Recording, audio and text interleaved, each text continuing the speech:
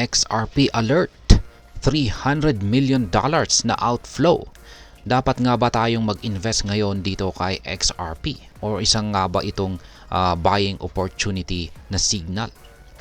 Si XRP ay ang native token po ng Ripple Labs, kung saan ay muling nasa spotlight matapos pong makapagtala ng mahigit $300 million na outflows mula sa mga cryptocurrency exchanges nitong nakaraang linggo.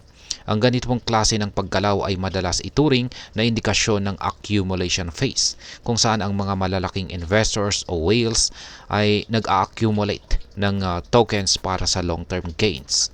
Pero ano nga ba ang ibig sabihin nito para sa atin bilang mga traders at investors ni XRP? Ito na ba ang sinyales o panahon para bumili? O dapat bang maghintay pa? Kaya ayan po ang siyang ating pag-uusapan sa video na ito.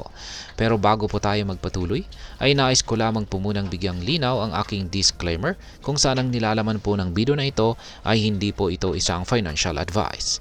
For education and information purposes lamang po ang layunin nito. Ngayon ay umpisahan po natin sa kung ano po ang ibig sabihin ng outflows at bakit po ito mahalaga. Dito po sa mundo ng cryptocurrency, ang outflow ay tumutukoy po ito sa mga transaction kung saan inaalis ng mga investors ang kanilang assets mula sa mga exchanges papunta po sa kanilang personal na wallets. Ngayon ay bakit po ito mahalaga? Ang ganitong galaw ay madalas sinyales ng long-term holding dahil ang mga traders na may intensyong magbenta ay kadalasang iniiwan ang kanilang assets sa exchange. Ang kamakailang $300 million outflow kay XRP ay nagpapakita na maraming malalaking investors ang may tiwala dito kay XRP at nakikita po nila itong undervalued. Ayon sa mga eksperto, kapag nagkaroon po ng significant or matindi na outflows, ito ay maaring magdulot po ng price rally sa mga susunod na linggo o buwan. Ngayon ay ano naman po ang kalagayan ng presyo ni XRP ngayon? Sa kasalukuyan, ang presyo po ni XRP ay nasa $2.41 o humigit kumulang 135 pesos. At ito po ay bahagyang tumaas ng 1.45% sa loob ng nakaraang 24 oras. Gayunpaman ay kapansin-pansin na bumaba ang trading volume nito ng 35%, kung saan ay nangangahulugang mas kaunti po ang aktibong nakikipag-trade. Sa kabila po ng mababang trading activity, ang presyo po ay patuloy na nagko-consolidate. Ibig sabihin ay nananatili po ito sa loob ng isang makitid na price range habang naghihintay ng malinaw na breakout. Ang ganito pong sitwasyon ay madalas nagbibigay ng opportunity para sa mga investors na pumasok sa market bago po ang posibleng price surge. Ngayon ay ano naman po ang sinasabi ng technical analysis? Ayon po sa mga eksperto, si XRP ay nagpakita po ng bullish flag pole pattern sa daily chart time frame na ito. At yan po yung nakikita natin sa chart dito. Ang pattern po na ito ay karaniwang indikasyon ng paparating na price increase. Yan. Sa resistance ay ang pangunahing resistance po natin dito na kailangang mabasag ni XRP ay nasa $2.51. Kapag nag-close ang presyo po sa itaas ng level na ito, may posibilidad po na tumaas ito ng hanggang 80% or maaari pong umabot ito sa presyong $4.5. Sa support levels naman po nito, kung sakaling bumaba po ang presyo ni XRP, ang mga malalakas na support ay nasa presyong $2.20 at saka $2 na siyang maaari pong magsilbing buy zones para sa mga naghahanap ng entry point. Ngayon ay ano naman po ang papel ng sentiment at Google Trends sa presyo ni XRP? Ayan, isa pang mahalagang aspeto ay ang tumataas po na interest ng publiko kay XRP. Ayon po sa Google Trends ay lumalakas po ang paghahanap or search tungkol kay XRP na maaring magdulot po ng karagdagang demand para sa kanyang presyo.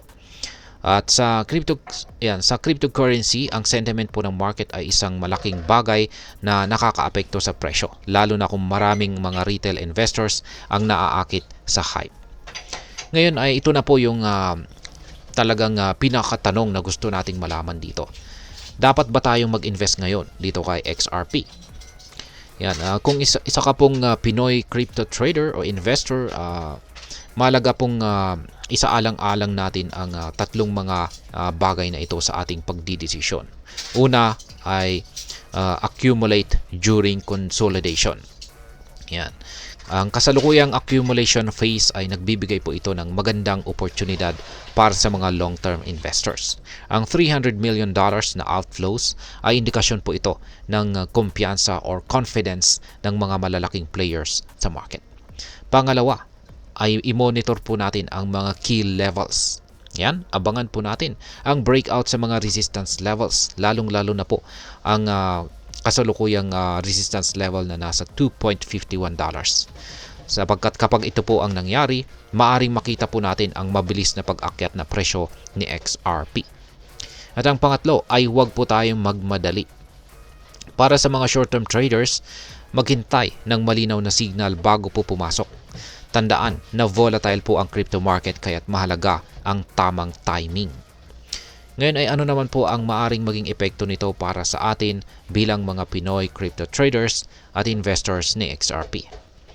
Yan, para sa mga Pinoy, itong si XRP ay isang asset na may mataas na potensyal pero may kaakibat din na risk. Ang ganitong klase ng balita ay nagbibigay po ng insights sa kung paano po nag-iisip ang malalaking players sa market. Kung ikaw po ay isang long-term investor, maaring magandang pagkakataon ito upang magdagdag ng XRP sa ating portfolio habang nasa mababang presyo pa ito. Para naman sa mga day traders, ang ganitong accumulation phase ay nangangahulugang kailangan pong maging mapagmasid sa mga breakout o breakdown sa presyo. Or sa madaling salita ay kailangan talaga nating bantayan ito. Kaya huwag din kalimutan na maglagay po tayo ng stop loss orders para maprotektahan ang ating kapital. Ngayon ay ano naman po ang aking masasabi tungkol dito. Ngayon ay ang $300 million na outflows ay isa po itong positibong senyales para kay XRP. Ipinapakita nito na maraming investors ang naniniwala sa pangmatagalang potensyal ni XRP. Gayunpaman, ang crypto market ay puno po ng uncertainties, kaya't mahalagang gumawa ng masusing research at wag po tayong mag-invest ng ating pera na hindi natin kayang mawala. Sa tingin ko, si XRP ay isang promising asset, lalo na't patuloy po ang pagsisikap ng Ripple Labs na gawing global ang kanilang technology. Ngunit bilang isang investor, dapat po tayong mag-ingat at magplano ng mabuti upang masulit ang ating puhunan.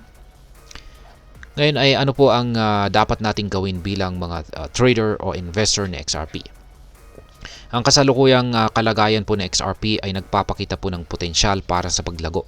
Ngunit tulad po ng anumang investment ay may kasama talaga itong risk. Hindi po natin talaga yan maiiwasan. Kaya para po sa mga Pinoy crypto enthusiast, ang tamang kaalaman at diskarte ang siyang susi sa tagumpay. Huwag po nating kalimutang bantayan ang market, mag-set up ng realistic goals at i-manage ang ating risk. Yan, ikaw na ba ay handa na mag-invest? O maghihintay ka pa ba ng mas malinaw na breakout? Ayan, share na lamang po ninyo sa comment section sa ibaba kung ano po ang inyong masasabi sa katanungan na ito. At ayan, hanggang dito na lamang po tayo sa video na ito mga ka-crypto. Sana po ay inyong nagustuhan ang aking paliwanag sa video na ito. Kung inyo po itong nagustuhan, pag-click lamang po ang like button nito. Marami pong salamat sa panonood. Ingat po tayo lagi at God bless po sa ating lahat.